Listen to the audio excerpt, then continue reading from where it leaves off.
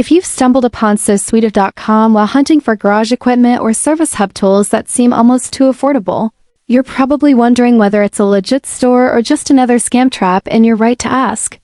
In this video, we take a deep dive into everything we uncovered about necessitate.com, so you can decide for yourself before spending your hard-earned money.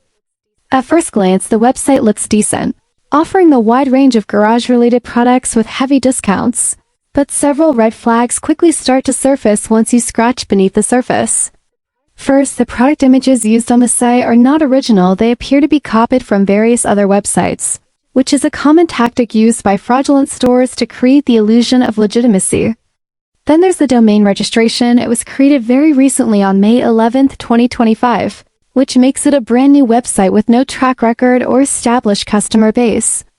Adding to the suspicion, the contact phone number provided is the same one found on multiple unrelated and questionable websites, suggesting it might be fake or recycled.